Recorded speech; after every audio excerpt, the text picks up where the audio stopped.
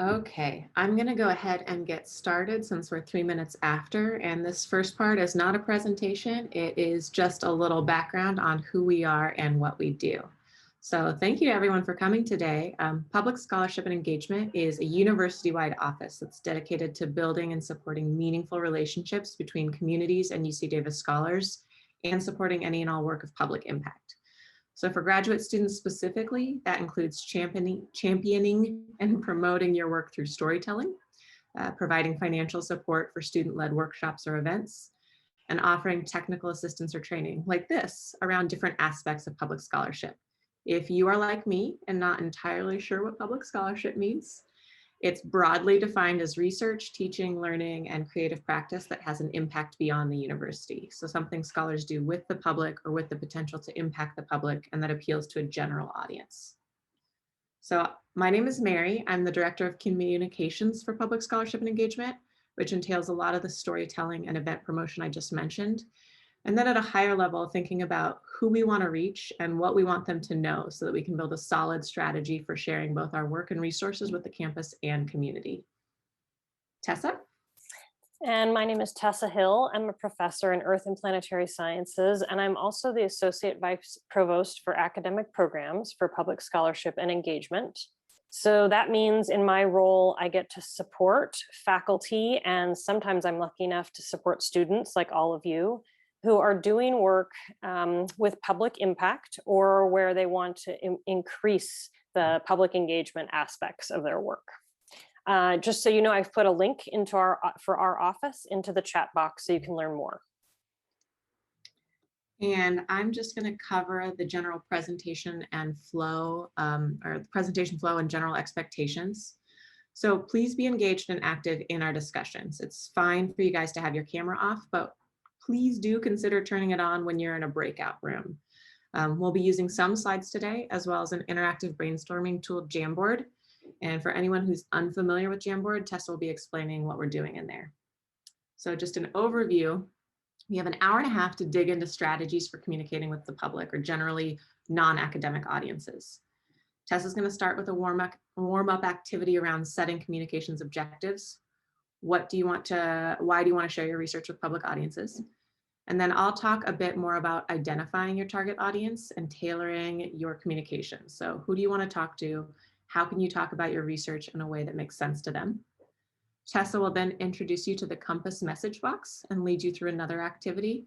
We'll wrap up, answer any questions, and tell you about some of our favorite resources.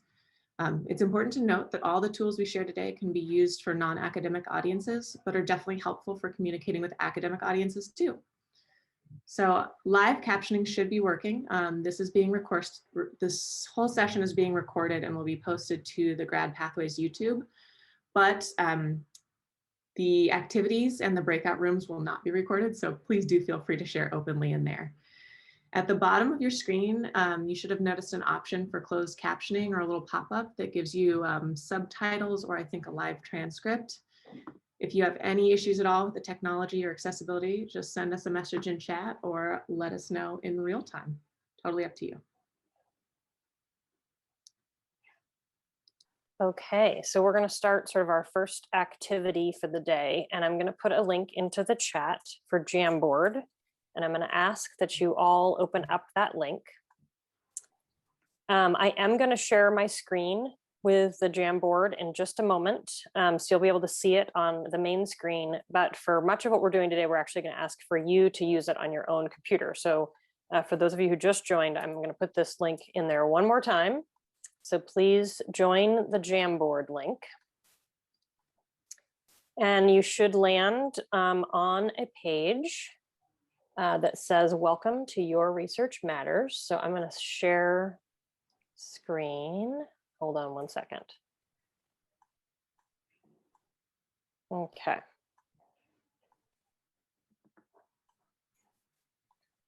And hopefully you're looking at a page on your computer that looks a lot like what our screen share looks like as well. If you haven't used Jamboard before, I'm just going to walk through a couple of the features. So along the left-hand side, there are pen tools and an eraser tool, sort of like a mouse-like pointer. and sticky notes. You will notice you also can add images, shapes, or text. While we're sitting on this slide, feel free to doodle with the pen tools or click on the sticky note and add a sticky note that says hello. Here, I'll show you what that looks like. Hello. When you save a sticky note, it will appear in the upper left-hand corner, and you might want to move it. Otherwise, they all get piled on top of each other. I'll just point out a few other things while you're on this page with me. There's something at the top that says clear frame, and I would like to ask you to avoid clicking on that. It will make the screen blank, so it will get rid of all of the notes on there. Excellent, we have some doodling and some sticky notes. This is great. When you're ready, the way that we're going to toggle through the different parts of Jamboard is that you'll go up to the top where it says slide 1 of 12, and you're just going to click over to slide number 2. And it will look like this. And on slide number 2, we are asking that you use a sticky note and leave us a brief statement, a 1-sentence summary of what you work on for your research or scholarship. Now, when you add your sticky note, they will all pile on top of each other in that upper left-hand corner. So add your sticky note and then move it to somewhere else on the screen. So just to cover this again, we're going to ask that you move to slide number 2 up at the top and add a sticky note telling us a brief summary of what you work on, 1 sentence about what you work on. And we'll pause here and let you all do that.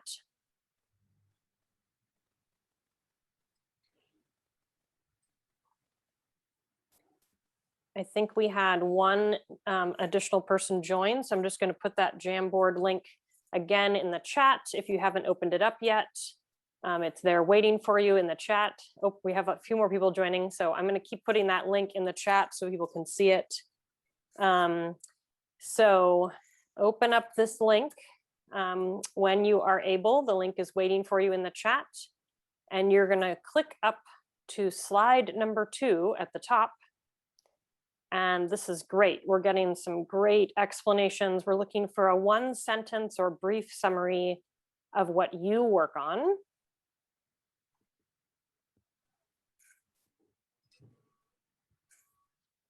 Okay. And then once you've given us that, this is great. You can spend a little bit of time perusing what other people are working on in our workshop, which is lovely. And you also can click over to slide number 3. And in slide number 3, we are asking you, what are your objectives in communicating to non-academic audiences? Who do you want to engage with and why? So when you're ready, again, this can be sort of an individual reflection. You can think about what are your objectives in communicating to non-academic audiences. Add a sticky note on slide number 3. And we will pause here a little bit and reflect on each other's answers.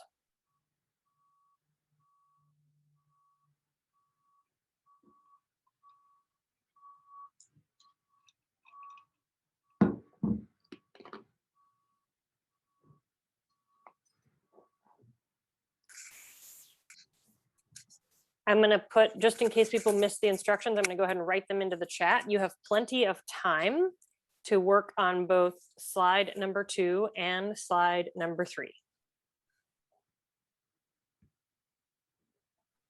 Okay, so here comes a fun part. On slide number 3, once you've added your sticky note about what your goals and objectives are, use the pen tool and give each other some feedback. If you see one that really resonates with you, maybe draw a star or a checkbox or circle it. If there's one that you're really interested in, maybe put a question mark or an exclamation point. So use the pen tools to provide some feedback on each other's goals and objectives. This is great. So Mary and I can reiterate a few of these on the fly. But also this is a small enough group that if you want to raise your hand and we'll call on you, if you have one that you really want to call out that really resonated for you, please feel free. to raise your hand and we'll call on you. I'm seeing a lot of enthusiasm, a lot of stars and hearts around making your work more accessible and making sure that people who can make decisions based upon your work are able to understand it and access your work. Mary, anything that struck you about the slides? Yeah, I'd say some of them right now are pretty broad, which kind of makes it hard. I mean, we want the public to understand we're going to talk about who that public is, and others in here a little more specific, which is going to be helpful for some of the next exercises. But I think we're all going to get to a spot where we better understand who we're talking to and what we want to do. And I'm glad that so many of you have a good idea of why you'd want to talk to a non-academic audience, or even the person that wants other researchers to better understand lab animal welfare. That's great. Anyone else want to raise their hand and I can call on you, one that particularly resonated for you or a theme that you see here?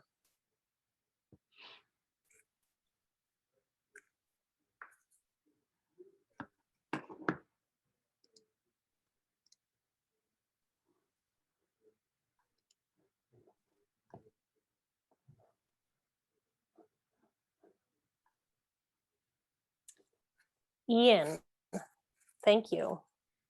Hi, yeah. I mean, I noticed that there were a few people who talked about, the concept of accessibility and simplification.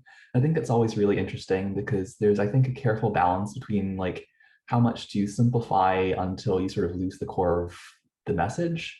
And so I think that that's one of the most important skills is how do you communicate in a way that is honest and still effective. And I think that that's a really great and interesting thing to learn more about. That's a great point. Thank you so much for bringing that up. I do think, part of what we're going to be working on today is thinking about who we're communicating with, and that you would want to be able to tailor that honest and accessible communication to the group that you're trying to have a conversation with. We've had a few people join, so I'm just again going to put that Jamboard link back in the chat. If you're just now joining us, you're welcome to open that up and click through. We've been working on slides 2 and 3. And I'll pause here to see if anybody else has a point that really resonated or something they want to bring up with the group one more time. I love all the stars and hearts and circles. Lots of great feedback and resonance on that slide number 3.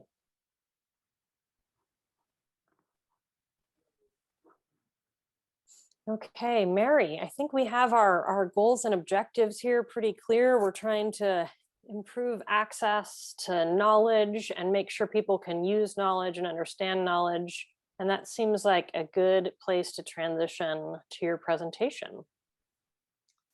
I would agree. So if you want to access that Jamboard throughout this, you'll have the link. You can definitely go in there, and I probably will to recap what we've been talking about. But for now, I'm going to transition into a presentation. Hopefully this works. Okay, and I'm assuming you all see Your Research Matters, how to communicate about your work. Looks great, Mary. Okay, so I'm going to, reset so I keep myself on track. Thank you all for actively participating in our warm-up activity. This presentation is being recorded again, so I want to be sure I quickly recap what we just discussed, since it sets a foundation for what we're going to talk about next. So we just talked about our objectives in communicating with non-academic audiences or other types of academic audiences. And before you understand your audience or think through what you want to share with them, you have to know what your goals are and why you want to talk about them. We discussed possible objectives. So I know some were around helping federal law enforcement better understand or better engage with tribal law enforcement.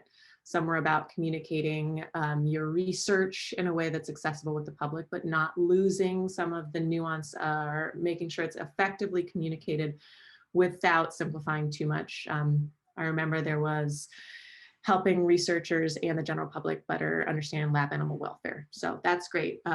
just thinking of some other generic goals, securing resources like money or, well, mainly like money, educating the public or influencing policy.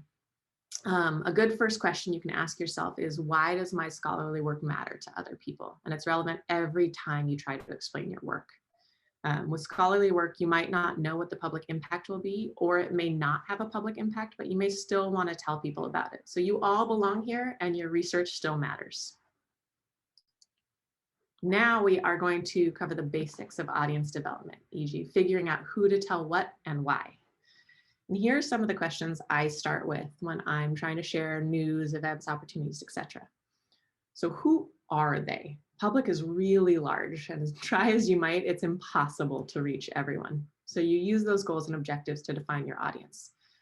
Yes, I will admit sometimes you know exactly who you're going to be talking to about your research, and you can determine your goals and objectives from there. Maybe if you're talking to your thesis advisor, you want guidance or buy-in. But more often than not, you know what you're trying to accomplish, and now you need to figure out who you should talk to in order to make that happen. So if it's policy, who can make those decisions, and what do they want from what you're communicating? Let's see. What do you want to tell them?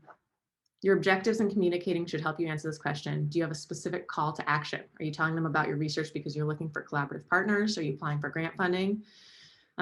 What information do you need to be able to get them to act? Being able to answer these questions will help bring focus to your key message. And I know we get nervous about the idea of messaging because it seems like we're simplifying, but a key message, let's say COVID is a great example. We want people to get vaccinated. And there's a lot of research we can use to back up why we want that. Those are secondary messages, but the key message is get vaccinated. So whether that's potential, your key message, whether it's the potential impact on a specific problem in a specific legislative district, or an innovation for a certain field or industry, or a measurable change that will please a grant funder or private donor, just having a really specific what action or change do you want to see? And then what do you know about them? Do you have now that you have an idea about who you're talking to, do you have enough information to develop a general outline of who they are? And we're going to cover the tools that help you develop that outline soon. But some good questions to ask are, do they understand the topic of your research already? Or are you going to need to educate them before you ask them to do something? And are they generally supportive of your research, or are you going to need to be a little more persuasive? And finally, what's in it for them? Why should they care about your research? Once you start to understand what motivates your target audience, you'll need to consider how you can share your research in a way that resonates with them. So that's, again, asking yourself, why does it matter? What's in it for them? That'll help bring focus to what you're talking about. And a good tool for this, I mentioned above, is audience personas that'll help you create that general outline. So what is a persona? They're composite people that represent demographic groups that are important for you to reach. They take insights about your audience and translate them into a real person who you can use as a virtual sounding board in your decision making and your messaging. So be aware, personas have limitations. They are not real, so they're only as good as they're built. Any inaccurate, incomplete, or out-of-date personas can lead you astray. And yes, you are centralizing your audience to a few general characteristics, because it's incredibly overwhelming to acknowledge the complexity of humans when you're crafting a message. That said, please do avoid stereotypes. And keep in mind, personas are never final. They evolve as your audience changes, as new insights or research emerges, as your relationship with the audience changes. Or if research from other sources change, your persona might break up or break down. I think a good example is the mask guidance from CDC now differs from the mask mandates in California. So how is that impacting? How is that change in messaging and change in research impacting behavior of Californians? So what do you need to know? Again, at the core of it, personas are just a collection of facts or tidbits about your target audience that can help you better understand them. Think of demographics as who they are generally, and psychographics as what they're like. You don't have to know everything about them, just enough general characteristics that you can get a sense of what you might need to say to them. again, it can be really overwhelming to try and tailor your message for every different audience. So think about characteristics that they might share. You don't know them personally, so you're making generalizations based on the things you do know about them. And yes, we're all unique and have specific influences and challenges, but there's some common attributes that we all use, well, we communicators all use to narrow our audience. So think about generational cohorts. Not all millennials are the same, but they likely share more beliefs and attitudes with each other than they do with members of the greatest generation. Why is it important to segment your audience like this? So you can share your information in a meaningful way. So on this slide, I've included some of the general categories that help you develop an audience persona.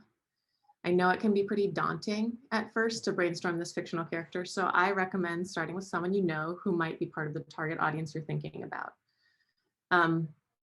What motivates them or prevents them from adopting a new behavior? Consider where they get their information, which online news sources they trust, if they watch TV or listen to radio, who they cite when they share something with you.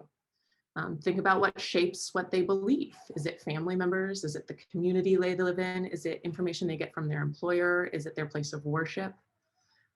Generally, what do they want to achieve? Are they parents thinking about how to keep their kids safe and healthy? Are they trying to save money for something? Is it a policymaker interested in the election? And what are some of the things they are or could experience that would prevent them from reaching those goals? Considering all of these things is going to help you get a better sense of who they are. And really, it's all about empathy and listening. And my recommendation is, if you're still stuck, create a persona for yourself. Where do you get your information? What influences your decisions? What gets in the way of you attaining your goals? Once you're ready to start thinking about audiences that you're less familiar with, there are a ton of resources out there. And we included some of our favorites at the end of this presentation. But generally, I recommend going to sources like Pew Research Center. They have different information about all types of audiences and different interests, from social media usage to the types of foods they eat to who they trust. Check out your library, see if there's any market research available. And I think you can generally ask librarians for that term.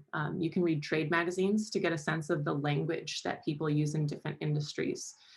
For me, it was really a challenge coming into higher education because it wasn't my background. So I had to learn how we frame things and what definitions were that I was unfamiliar with in order to make sure that I was speaking the same language as the people I was trying to reach. Read news articles that profile people in an industry. There are a lot of interviews out there. You can get an idea of current issues and pain points, what these people have on their minds.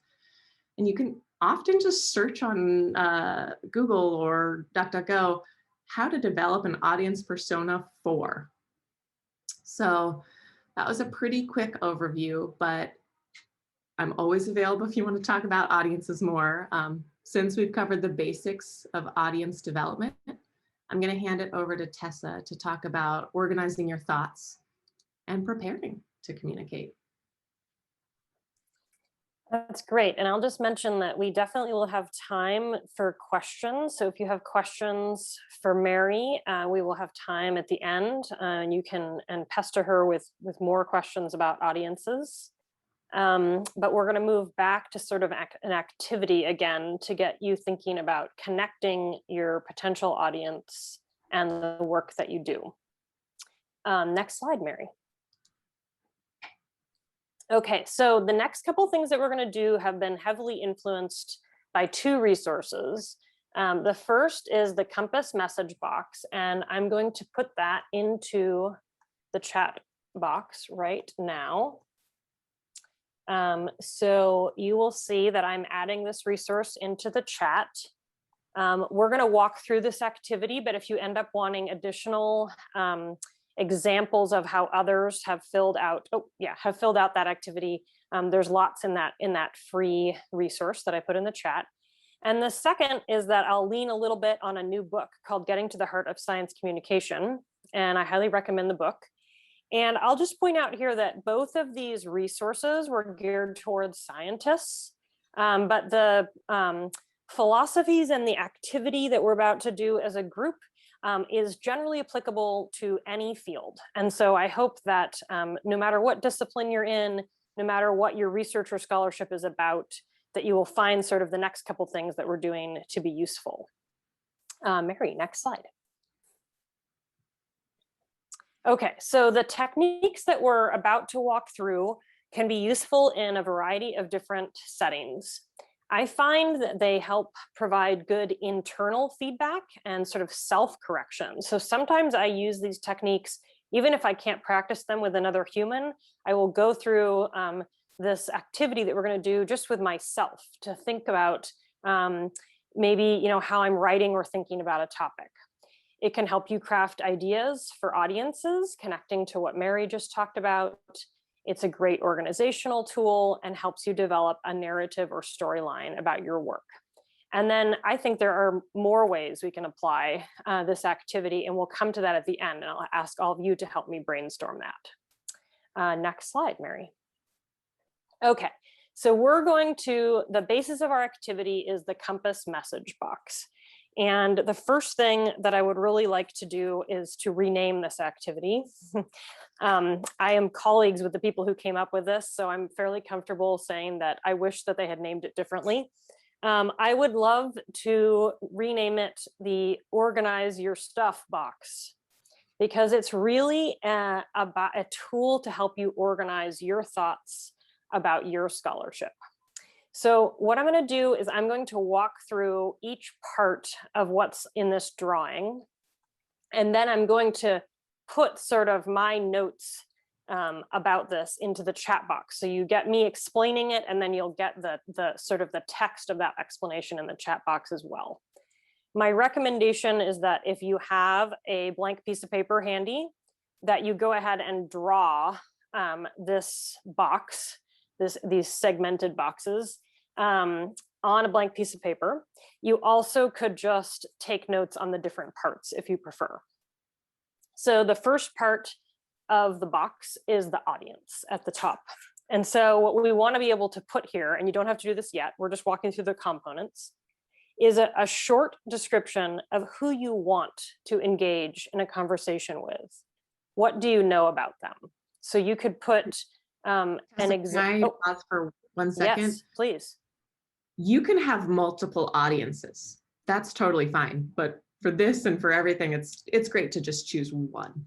Yes, thank you, Mary. So I think when we have you actually fill this out, I am going to suggest that you identify a single audience that you are trying to engage with, or a group you're trying to start a conversation with or build a relationship with. But Mary is right, you might have multiple versions of this for different audiences. At the center of the box, the authors named this issue, and I'd actually like to rename it topic. It's a broader way to encompass the kind of work that we do. So basically, what is your work about? This could be a phrase or a title of the work that you're doing. And now I'm going to move to the right of that central box, and there's a section that says, so what? What we're putting there is, why does your work matter? Why does it matter to you or to others? Does it have a connection to society? Even if the answer is no to that, that's fine. Are you studying something that hasn't been studied before? Are you delving into a controversy or a gap in knowledge? So that's the so what. The upper part of the box is a problem statement. What problems exist within this topic? What gaps in knowledge exist? How, and are there societal problems that motivate the work? You'll see there's a little bit of overlap in these topics, and I'm going to come back to that in just a moment. The bottom box is solutions. How does your work address that problem statement that you've written at the top?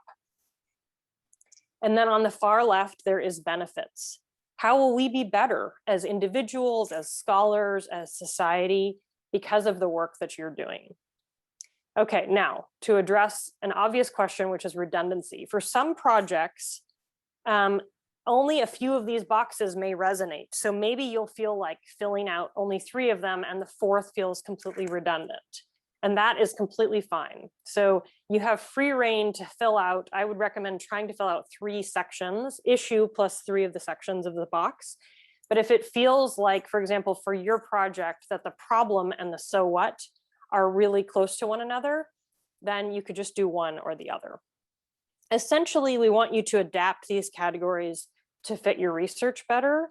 And the goal is to get to what Mary brought up earlier, the why. Why are you doing this work? And why is someone else going to connect closely to this work? So what I'm going to do now is put into the chat box, I'm going to put essentially the notes that I just, it's not letting me, hold on. I'm going to attempt to do that.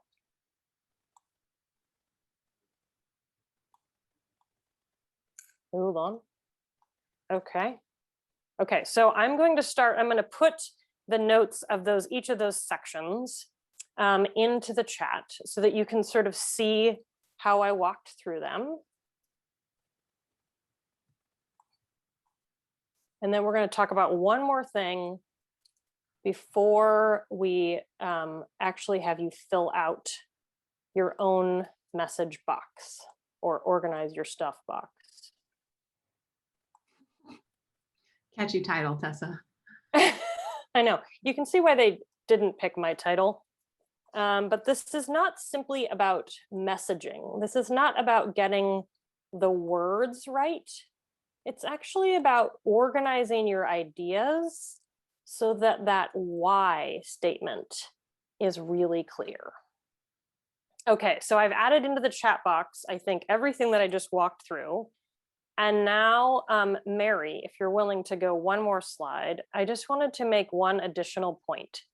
And this is the point that really resonates in the second resource that I pointed out at the beginning, the Getting to the Heart of Science Communication, the book, is that organizing our ideas is just a first step. When we want to develop meaningful communication with others and engagement and build relationships with others and make sure that people can engage with the work that we're doing, an equally important step is listening. And so what you're going to see as we go through this activity is that we're going to do some of both. We're going to work on organizing your thoughts and ideas, and we're also going to practice our listening muscles. Okay, I'm going to pause here. Are there any questions? You're welcome to raise a hand or put in the chat box if you have questions about what I covered on the activity so far in terms of doing the message box for your project. And we'll cover questions first, and then we're going to give everybody a few minutes to actually go through the message box prompts for your work.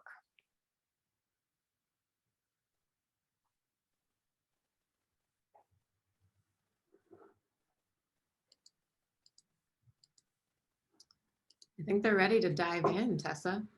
Yeah, so I'll leave it open. If you have questions, please put them in the chat. But what I'm going to ask now is that you spend, we're going to give everybody 5 to 7 minutes-ish. Thank you, Mary. And I'd like you to construct a message box of your own. So you're going to fill out, you're going to declare an audience that you're targeting. You're going to put that topic in the very middle. And then you're going to see if you can fill out 3 or 4 of the boxes that surround the topic. And we will come back in about 5 to 7 minutes and take a next step with the notes that you've taken on the message box. In the meantime, feel free to write any questions you have in the chat box.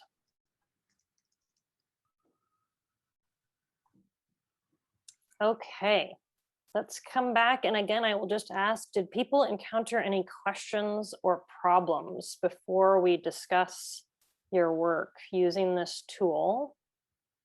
Anything that you got stuck on in filling out the parts of the message box? You're welcome to use the chat or raise a hand.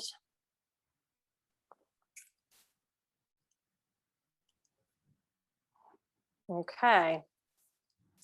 Mary, let's, I think, look at the next slide, and I'm going to tell people how the breakout groups are going to work. Okay. So I'm going to walk through the instructions, and it's good, go ahead and sort of listen and absorb these, but I'm also going to be sending you reminders in your breakout groups, so you don't have to memorize these. You're going to land in a group of 2 or 3. I think most of you actually will be in groups of 3. And you can spend about 1 minute just kind of getting settled, introducing yourself to each other, and deciding sort of who would like to go first or second or third, if the case may be. The first person to go gets about 3 minutes to tell their partners in their breakout group about their work. And you're going to explain who the audience is that you think you're presenting your work to. And then you're going to walk through the main messages that evolved from your writing on the message box activity. You can walk through those main messages in any order. I will admit that I have like a particular way that when I'm telling people about my work, that I will walk through the components, the boxes on that sheet. I have like an order that works for me, but there is no right or wrong order. And again, if there was a component of the message box activity, if there was one of those boxes that didn't really resonate for your work, you can just skip that box entirely. So you're going to introduce your topic, your audience, and then tell your partners the main messages that you think will really resonate with that audience. Okay, but while you're doing that, your partners are listening. And you don't need to take notes, but you do want to really work your listening muscles and make sure you're paying close attention to the person who's presenting their ideas. At the end of that 3 minutes, the partners, the people who were listeners, should then explain what they heard and what they understood, what resonated for you as a listener, what was clear and what was confusing. We're expecting that will take about 2 minutes. So each person in your group gets about 5 minutes. The first 3-ish minutes will be them presenting or explaining their research. And then the next 2 minutes will be the partners who are listening, explaining what resonated, what they heard, what was clear, and what was confusing. You're then going to switch roles. If you're in a 3-person group, you will get little messages from me saying, okay, this is the timing for you to go ahead and switch to the listener, now switch roles. So you'll be getting reminders from me. If you happen to land in a 2-person group, you actually it goes exactly the same, but you will end up with a little bit of extra time. So you can be a little bit more flexible with your time if you want. You should keep track of the timing. We're going to be in these groups for about 15 minutes total, plus maybe a little bit of extra. If we don't rotate between the 3 people in your group in a timely manner, then all 3 people don't get the experience of both being able to talk through their message box and getting the sort of reflective feedback from the listeners. So please make sure the time is spent equitably in your group. Okay, so now I'm going to send you all to breakout groups. You will get messages from me reminding you of the time. Mary, anything to add? Anything I skipped? No, I think that sounds good. And again, the listening is really part of the audience persona. You're learning about this other person, you're thinking about yourself. So all of this ties together, and it's always best to start with you. Like, what are you interested in? What are you hearing? Great. Okay, so I'm going to send you to your rooms, and your first task is to get settled in, introduce each other, and establish who's going to go first. And then you're going to get a reminder from me to go ahead and start. Okay, welcome back. I hope that went well. We're actually curious and getting some feedback from all of you on that experience. So I have 2 questions to ask you, and you are welcome to answer them in the chat, or you could raise your hand and we'll call on you and you can just tell us your thoughts. But there is also a Jamboard slide with these questions. So if you still have your Jamboard open, if you head to slide number 4, I'll put it in the chat one more time. Let's see here. If you head back to Jamboard to slide number 4, you will see some questions. So you could use any of the ways that we are talking about this activity. I'm curious what surprised you about the activity that you just did. again, like send us a message in the chat or put something on Jamboard, or just raise your hand and tell us what surprised you. Was it harder than you expected? Was it easier than you expected? Was the listening hard? Was it helpful to talk to other people about your work? What surprised you about the activity that we just did or the message box itself? Great, we are getting some responses in the chat. Again, feel free to just raise your hand if you want to speak, or add a sticky note to the Jamboard slide. We're on slide number 4, or drop us a note in the chat. That is such a great point, Ian. I bring it up all the time in a longer messaging exercise, but having something concrete that people can really understand. Like when you get theoretical with research that maybe you're not familiar with, it's really hard to grasp. I'll go back to COVID again. I think some of those visuals with the particles that spread with a mask on or off, like that is so concrete. Being able to see something that's normally invisible is really helpful in spreading a message or call to action. Great, we're getting some great responses over in Jamboard. So for those of you who aren't on there, I'll just read these, that it was really helpful to hear feedback from others. And this person was pleasantly surprised at the positive responses. Hearing others helped me see where I needed to be clearer. That's really excellent. That's the whole point of what we just did. It's pretty easy to understand unfamiliar research when it is explained clearly. Wow, that is so true. So that's our goal, right? That's what we're all aiming for. I'm going to save that. There's another note that's in green over on the right. I'm going to read that one in just a few minutes. I'm hoping to get a few more responses. Great, there's another one in chat. I noticed how the audience can completely shape the narrative of the same work that you do. That's really great. What a great observation. So who you decided to engage with at the very top of that document then shapes everything else that you write on that document. And I will say that Tessa and I thought about this when we talked about what public scholarship and engagement does, because we do different things depending on who you are, even though the overarching mission is the same. And so we really wanted to hit, what do we do for graduate students versus faculty versus community? So yes, audience completely shapes that narrative. Great, I'm hoping for maybe one more sticky note. So if you're hesitating on giving us a response, drop a sticky note in or a chat message, and then I'll just highlight the few that have been added. One of the best tips I got at another workshop, and true here, if you can sell people on good questions, they'll be willing to stick with you longer to get to a good answer. What a great tip. I love that. And it's great to hear others explaining their research from disciplines that I have zero knowledge about. My partners made it very understandable, especially benefits in layman's terms. Oh, it sounds like you all did so well. Mary and I were we were feeling a little sad that we couldn't listen to all of your breakout groups. When we've done things like this in person, you know, we would walk around the room and kind of eavesdrop a little bit. And we didn't pop in on your groups because we didn't want to disrupt you, but it sounds like it was really great. Okay, so happy to have more responses to that question. What surprised you? But I would really love to get a response from each and every one of you about how this might be useful for you in other settings. So we talked about it in the way of like talking to audiences external to the university, but while you were doing this, did it dawn on you that you might use this in other ways in your work? So I'd love for you to put either a sticky note in Jamboard or a note in the chat about whether or not this activity we just went through, would you use it for any other ways in your research or scholarship?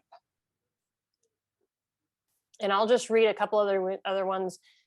The box made my thought process clearer. The activity showed me that using specific examples can be an effective way to talk about why my research is important. And an appreciation for small group feedback. It's great. So did anyone think about another scenario that they might use the message box tool in?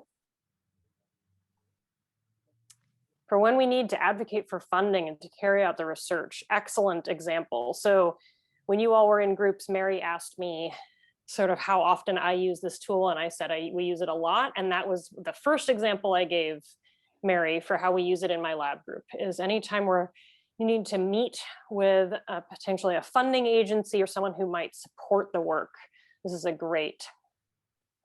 Yes, the box technique could be used to develop talks for academic settings. That's so great. We also use it that way in my lab group. So when we are getting ready to present at conferences, we oftentimes sit down, and this is the first activity that we do before we make our slides, before we start thinking about what we're going to say up on the stage. We use the message box.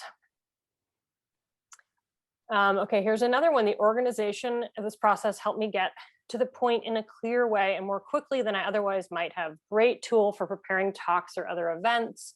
It would be helpful for grant writing, conferences, outreach, and talking about work and everyday life. I totally agree, and I'll just add that my students and I use this when we are sitting down to write a paper. So if I ask a student, what are the 3 main points that you want people to get out of this paper that you're writing for an audience of scientists or scholars, and getting to those 3 main points, we can get to it with the message box. And while you are continuing to add stickies or notes in the chat, I will just share with you that one time when I was doing a workshop where we trained faculty how to do this, and we asked this question, what other scenarios will you use the message box for? And they came up with all the same scenarios that you're coming up with. And then someone raised their hand and they said, the next time I'm in an argument with my partner, I am going to prepare my argument ahead of time with the message box. So I thought it was a really great endorsement of, essentially, this is a way of organizing your thoughts. That's simply what it is, right? And I would also love it if anyone wants to add in any stickies on what they learned by having to work their listening muscles. Because remember, we were trying to do both talking about our work and also listening to others' work. So we want to make sure we get some feedback on that as well. The message box gives framework for chapters of the dissertation. I totally agree. Okay, and so I think as you are, adding in those stickies, I think I will now hand off to Mary. She's going to close this out with some final resources for you to all use. It's been lovely hearing all of your ideas and feedback. And please, if you get a chance, I put a link for a survey in the chat. But in terms of tools and resources, I know we covered a fair amount today. We did not talk as much about policy, so that might not feel as useful to you yet, but we put in there some of the policy focus groups that are in this area in case you are interested in that. In terms of comms and storytelling, there's Tessa's research, the message box. StratCom has a ton of resources available to the campus community, and we've also started collecting just general ideas, workshops, trainings available for storytelling, for communications, for websites. And you'll notice in there on our website, we have, you can sign up for a 30-minute consultation. And the idea behind that is sometimes it's just hard to work by yourself on these things, and having just another person, as a lot of you mentioned in the Jamboard, just someone to talk about your ideas with can help clarify what you want to say. And in terms of audience development, I love Pew.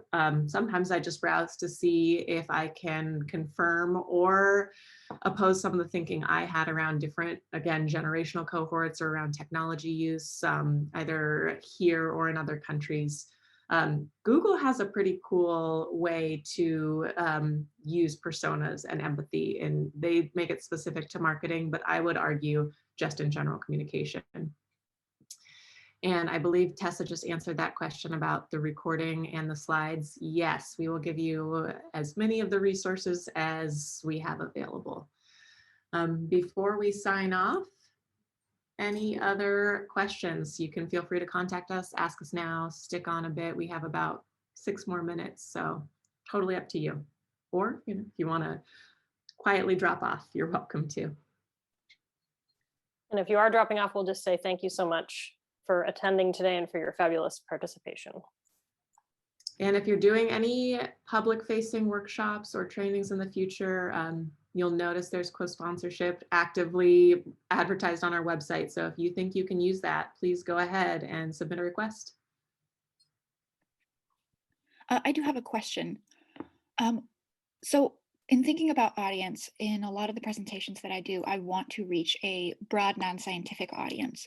What's a good way of making sure that my message is attainable and interesting to an audience like that if I don't necessarily have someone to practice with or to give me that perspective? Or what are some ways that I could actually get those perspectives before I actually give the talk? It's really tough when you're giving presentations and you don't exactly know who's going to be there. And I will say for today, Olga sent us the list of who'd signed up in advance and we could get a general sense of your disciplines, but we didn't know. So it was mainly trying to think about like, okay, I'm giving a presentation. I always try to go for a concrete example of my research that is broadly applicable. So if you're doing something super scientific, I used to have an example of this, but like it was something about solar exploration and the distance like we landed trying to reach something. And it was so technical and people could not grasp like what distance at that or what a distance at that scale was. Like hundreds of thousands of miles means nothing. But if you can say like we launched a rocket and landed within like from New York to LA and landed within 5 feet of our intended destination, like a concrete example that is something anyone could understand really helps with that. I even think about when John Kennedy was trying to sell the US on space travel. And instead of using like wonky policy language around wanting to, broaden the horizons that the US is involved in, he said, we want to send a man to the moon and land him there safely and bring him back home. So it was really simple, it was plain, and it was concrete. People understood, oh yes, this is exactly what we're doing. So if you don't have a sense of who that audience could be or why they might care, make it as relevant or timely as possible. Use pop culture or any examples that are happening in current news. I'll just sort of endorse, Noemi, this is a really good question. And I do, when I give public talks or lectures, I ask as many questions as I can ahead of time from the host. So, how many people would you expect to show up at this event? And, why are they interested in these events that you host? And will there be kids there or will it be mostly adults? And to the extent that I can ask questions like that, it then helps me frame a little bit who I'm speaking with. But I also just think about, it depends on where it is, but oftentimes I just think about, how would I explain these things, to my neighbors or to my kids who are, in middle school and high school, or to colleagues of mine who might live in a different part of the country. Sort of echoing what Mary has said, I sort of try to imagine the values and the experiences of those people as much as I possibly can. And sometimes it's helpful to ask when you start out, like, does anyone have a broad sense of what I'm talking about? Has anyone experienced this before? It depends on the type of presentation you're giving, how much time you have, and if you've prepared mentally for those different scenarios. If no one is familiar with what you're talking about, that's different than if everyone raises their hand like, yeah, I'm deeply interested in this subject. Thank you very much. That's really good insight. It's never occurred to me to either to ask my audience nor even to ask the host actually more details. So thank you. Yeah, I will echo that. That last piece of feedback is wonderful. And you can even build in a poll or a question at the very beginning of your talk that gives you a little bit of foundation of where people are. And then you just have to sort of trust yourself to navigate. You're going to get that information at the beginning of your talk, and how are you going to modify the way you talk about things as you move along?